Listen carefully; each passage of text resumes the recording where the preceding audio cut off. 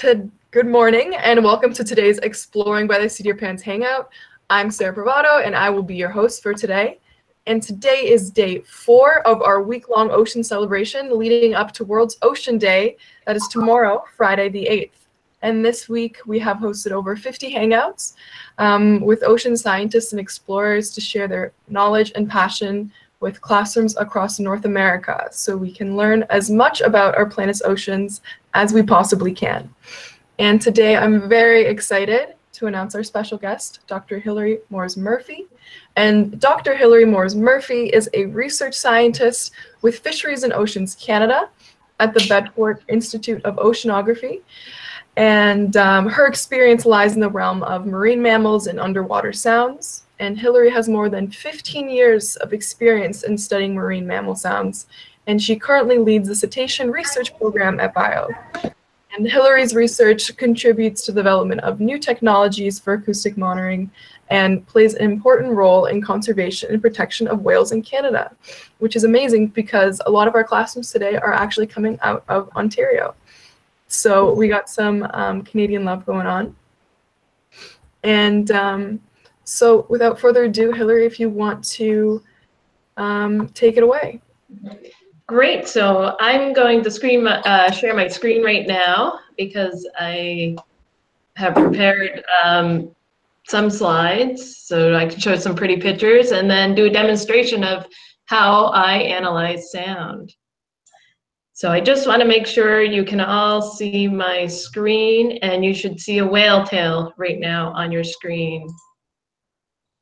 So is that working? Can see it. It's all good. Perfect. So just let me know if the slides go out or anything.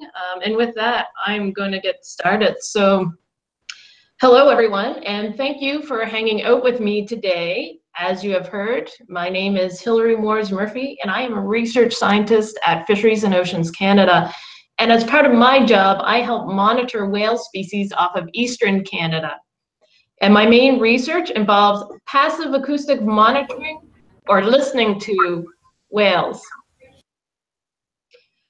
So I thought I'd start off with a little bit about me. And when I was very young, I loved the ocean. I grew up in eastern Canada in Nova Scotia, and I especially loved whales. I was obsessed with whales. So I decided that I wanted to try to study them as I got older. I went to university and I did a Bachelor of Science degree in marine biology at the University of New Brunswick in St. John, New Brunswick. And there I met Dr. Jack Terhune, this fellow on the slide here, and he introduced me to the wonderful world of marine mammal sounds.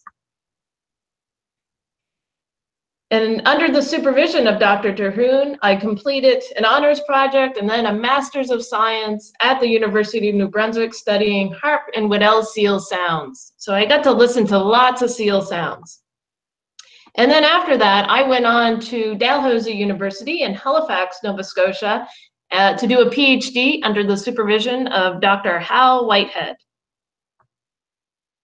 And there I spent much glorious time at sea on board our lab research vessel, which was a small 40-foot sailboat. And you can see that on the slide here. The name of the sailboat was Baleina. And we got to study whales really up close and personal on Baleina. I spent most of my PhD studying these guys here. These are known as northern bottlenose whales. And there's a population of these whales up in Nova Scotia. And they might look like dolphins, but they are indeed large whales. They are not dolphins. My research on northern bottlenose whales led me to work on whales for Fisheries and Oceans Canada at BIO, or the Bedford Institute of Oceanography. And that's where I'm still working today. So what do I do here? Well, I study whales off of Nova Scotia. So I don't know if you know this, but there are more than 20 different species of marine mammals, including whales, porpoises, seals, and dolphins off of Nova Scotia. To give you an example, with less than 450 individuals left in the population, North Atlantic right whales are one of the most highly endangered large whale species on Earth. This is a 15-meter-long whale, which is just a little bit longer than the average size of a school bus, which visits waters off of Nova Scotia and eastern Canada every summer and fall to feed. So this is one of the whale species that we study in my lab. As another example, blue whales are the largest animal to have ever existed on Earth, growing up to 30 meters in length, which is roughly the length of 2.5 school buses long. The Northwest Atlantic blue whales found in eastern Canadian waters number in the few hundreds and are also considered an endangered species. They are another migratory species that occur in our waters off of Nova Scotia every summer, spring, summer, and fall. Northern bottlenose whales, that whale that I studied for my PhD, these are really strange and mysterious whale species found in deep waters off of Nova Scotia. These whales are large animals growing up to 9 or 10 meters in length, and they undergo long, deep dives of over 1,000 meters deep that can last for more than an hour to feed on deep water squid. The bottlenose whale population in Nova Scotia waters consists of only about 140 animals and is also considered an endangered population. These animals remain in Nova Scotia waters all year round. And there are a variety of other marine mammal species that use our waters throughout the year or sometimes just for part of the year. Fisheries and Oceans Canada, the company that I work for, or the organization that I work for, is responsible for management and protection of these marine mammals in Canadian waters. Surprisingly, though, we know relatively little about the distribution and number of these species, number of these animals that are in our waters off eastern Canada. And this is in part due to the fact that visual boat-based studies in the Northwest Atlantic Ocean can be logistically difficult and sometimes not all that pleasant, especially during the winter months. Another way to study when and where whales occur in our waters is through passive acoustic monitoring, or by listening for their sounds. So whales and dolphins use underwater sounds to communicate and to feed. And many whales and dolphins in eastern Canadian waters are vocal species that produce very distinctive and unique underwater calls. This means that we can tell species apart by the different sounds or calls that they make. And we can learn a lot about when and where various species occur, and even potentially what they are doing when they are there, just by listening for their sounds. Basic information on when and where whales and dolphins occur throughout the year is needed to understand and assess potential threats to individuals and populations. So a main goal of my research program is to better understand how whales and dolphins use our waters throughout the year using passive acoustic monitoring, or by listening for their sounds. Underwater sounds made by whales, dolphins, and porpoises can be recorded using hydrophones. And a hydrophone is a microphone designed to listen to and record underwater sounds. And they can come in many different shapes and sizes. For example, a handheld or over-the-side hydrophone can be easily lowered over the side of a boat by hand. But the systems that I use the most are these types of hydrophones known as autonomous multi-channel acoustic recorders, but we like to call them AMRs for short. And these recorders are bottom-mounted recorders that are designed to sit on the bottom of the ocean and record sounds for months to even a year or so at a time. So this is an image, a figure of what an AMR looks like when I deploy it. So there is a set of floats at the top, so some flotation up here that make the whole system float upright in the water column. Then there is a long cable that goes from the float to the AMR itself. And the AMR, remember, is our listening device. There is more flotation underneath the AMR, which is attached to an acoustic release. And that acoustic release is attached to an anchor on the ocean floor. So deployment of this system involves traveling to the location that we're interested in monitoring and lowering the mooring over the side of the ship. And when the system is deployed, the anchor sinks to the bottom of the ocean and it holds the whole system down toward near the bottom of the ocean at the sea floor.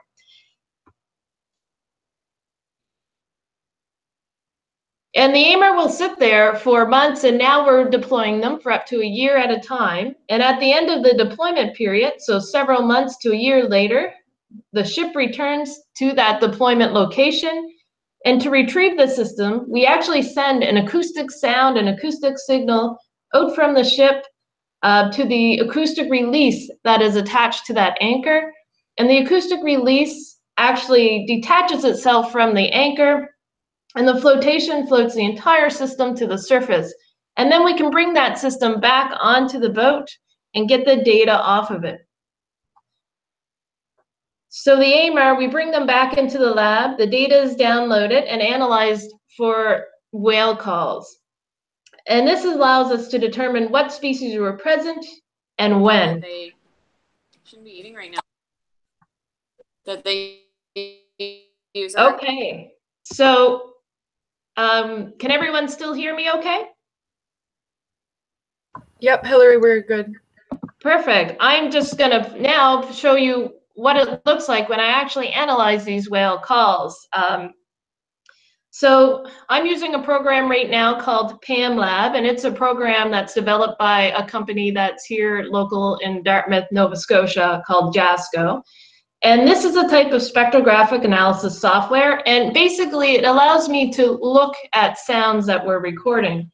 So it creates this visual representation of sound called a waveform, which is what's shown at the top here, or a spectrogram or sonogram, which is what's shown at the bottom. That's the more colorful display.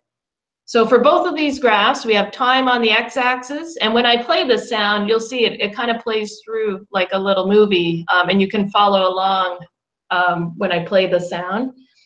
And for the waveform, the y-axis, that represents how loud the sound is. So on here, you'll see it's kind of quiet at the beginning, and then there's a loud sound, then another loud sound, then another loud sound. And for the spectrogram at the bottom, the loudness is actually represented by the color. So the yellow, white, yellow bits represent louder sounds, and the more black, darker colors represent quieter sounds more in the background. And the y-axis is actually the frequency of the sound. So lower frequency sounds are towards the bottom, and higher frequency, really high-pitched sounds are towards the top. So now I'm going to play you some example sounds. The first one is really easy to hear and follow along with. And as I showed you before, there's three main parts. There's one, there's two, and there's a third part. So I'm going to play that for you, and you can see what this sound looks like.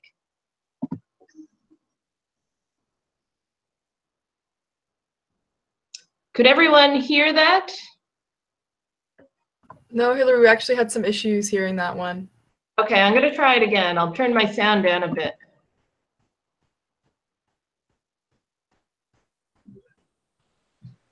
Any troubles now? What do you think, guys? Thumbs up if you heard it. Thumbs. So what it actually says, it's actually a picture of my voice saying whales are cool. So you can see the first part was whales, the R, and the cool. So I'm going to try another one to see if you can hear it a little bit better. I wasn't sure how clear the sound would come out over the Google Hangout. So this one is actually a whale call, and this is a call of a North Atlantic right whale, and a particular kind of call that right whales make called up calls. So I will try to play this sound for you. Could you hear that one a bit better? I'll try to turn my sound up a bit to see if it helps.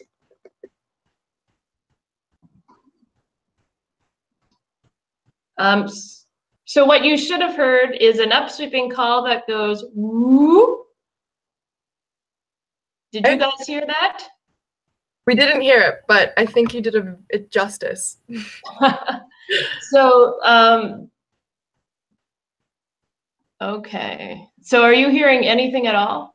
No, there's not even any like interference or any noise like that. So. Okay. Well, that is unfortunate. I will try one quick thing to see if it helps.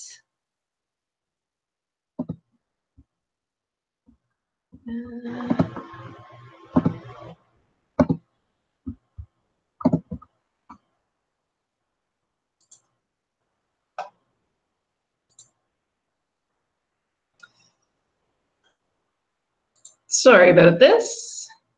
Oh, I got my sound maxed out.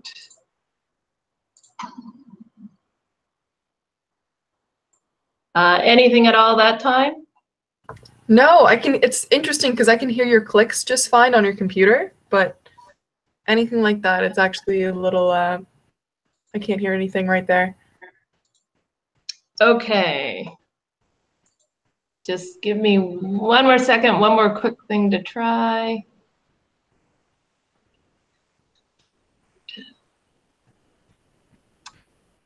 Well, I guess the main point for showing you these sounds and what they look like was that different species, they make very different sounds. So the right whale, they make that up call that looks like what you see on the screen, and it basically sounds like a whoop. And that's very typical of a North Atlantic right whale. So what I'm actually going to do is I'm going to show you a different kind of call that's quite different than a right whale. So I'll show you what, for example, a sei whale down sweep looks like.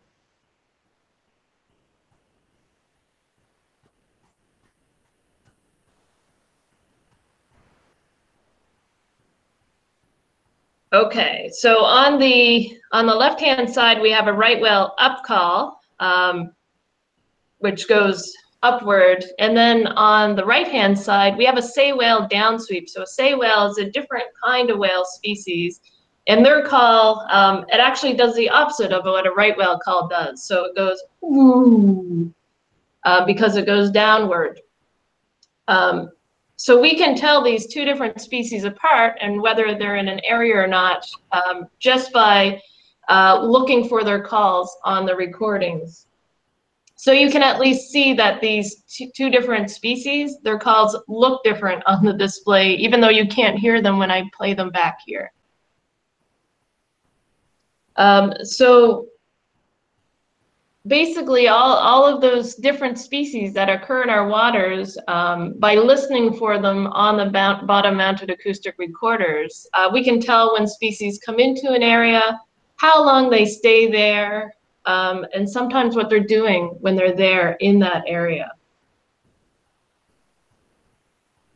So I think with that, since I can't figure out how to get you to hear my sounds, maybe we can take some questions. Awesome. Okay, we can move on to the questions then.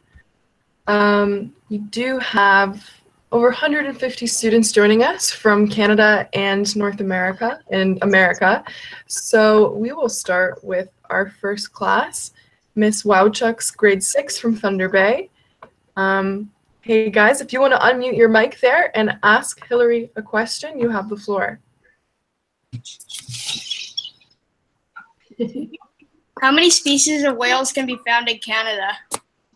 Ooh, how many species of whales in Canada? So on eastern Canada itself, we have over 20 different species that occur in our waters. Some of them only come up into our waters occasionally.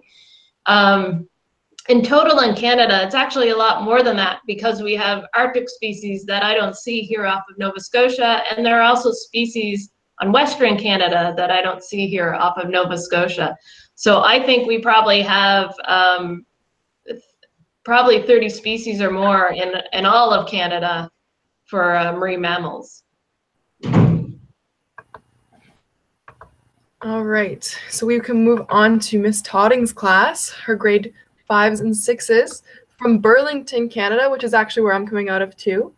So if you want to unmute your mic, guys, and come to the floor, you guys can, one person come up and ask a question.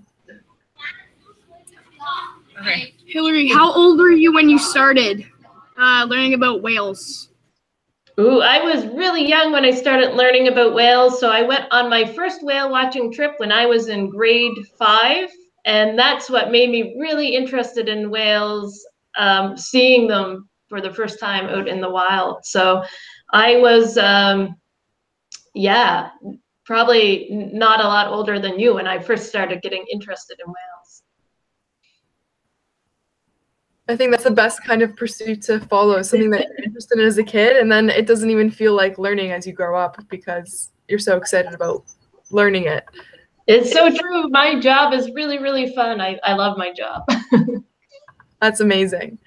And I think we have Miss Beckett's class coming out of Paris, Ontario. If you want to unmute your mic and ask a question, you guys have the floor.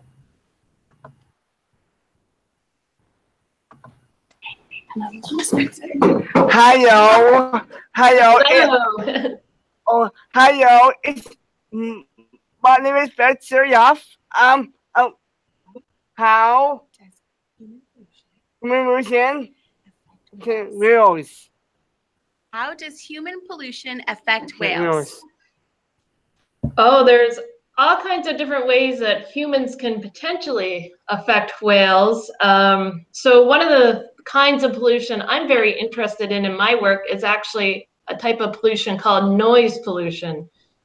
So just about anything humans do in the water, it creates noise. For example, whenever you turn on the engine of a boat, it makes a really loud sound underwater, and sound travels very well and very efficiently underwater.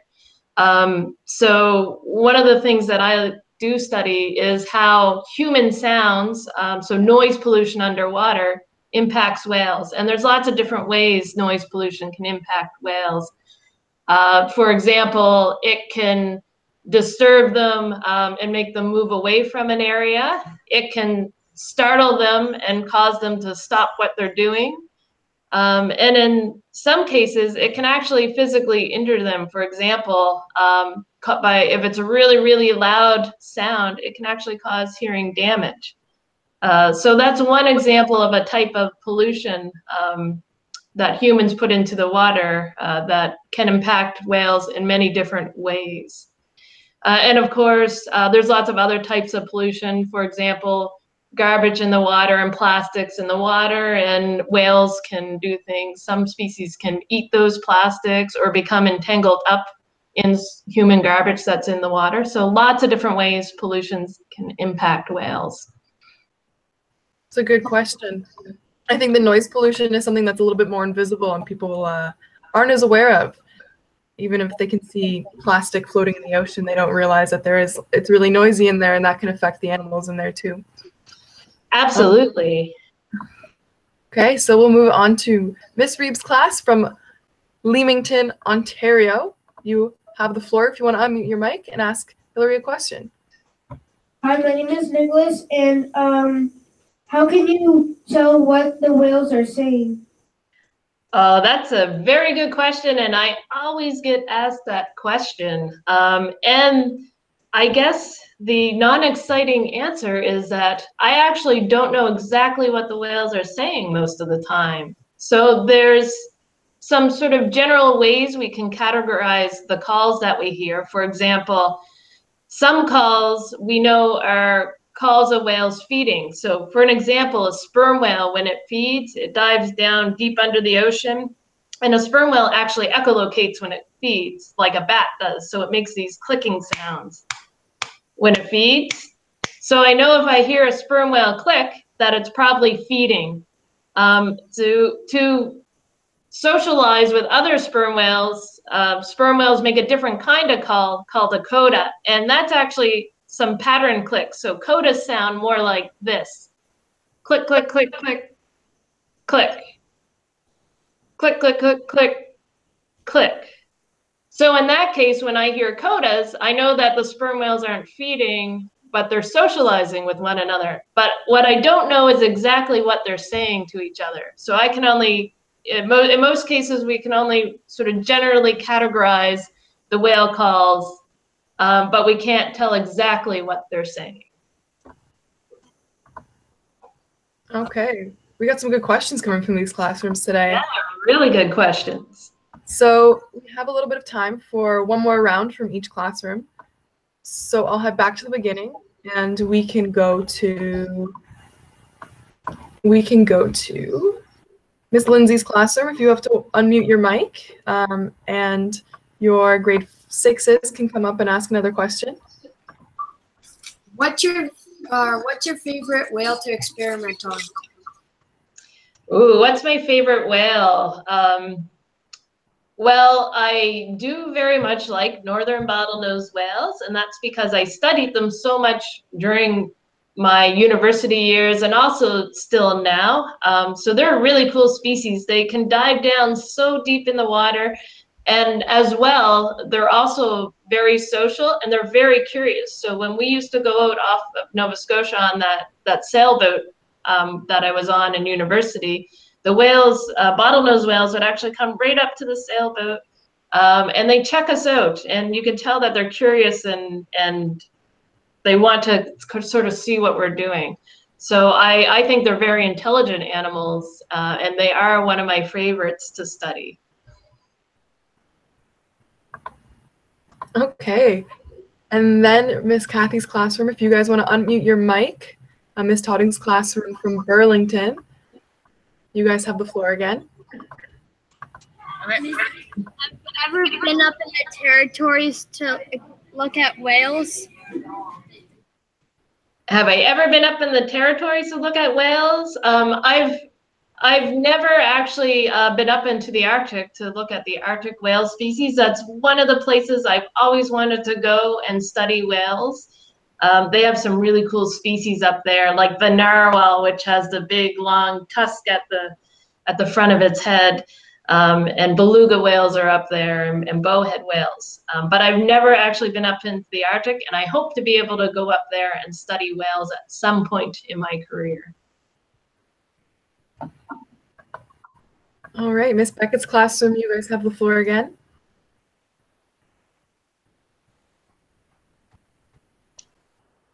Just have to unmute your mic there.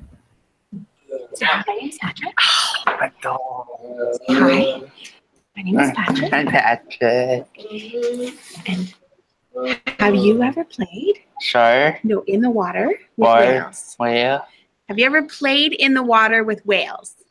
Have I ever played in the water with whales? I have not ever actually swum with the whales or played in the water with the whales. Most of the time when we're out at sea and we're researching them, we're so busy with the research and making our recordings and writing down notes about what the whales are doing that we wouldn't have time to do that. As well, we really don't want to affect what the whales are doing when we're observing them. So we don't really get in the water and play with the whales when we're doing our research. Thank you. Okay, Miss Reed's classroom, her grade 4s. If you want to ask another question.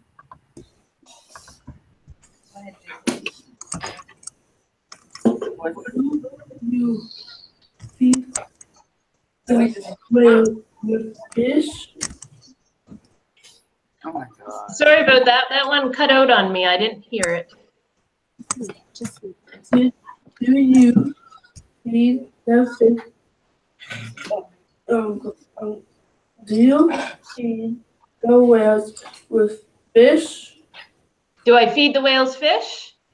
Yes. No, I don't feed the whales fish. So I only study wild whales, so whales out in the wild, and they're pretty good at finding their own fish and feeding themselves. So we don't feed them fish when we're out doing our research. Okay, well, it looks like we got a well-rounded bit of questions. We're coming to the tail end of our hangout. So if everybody wants to unmute their mic and give Hilary a big thank you for joining us today and talking about her research, that would be amazing.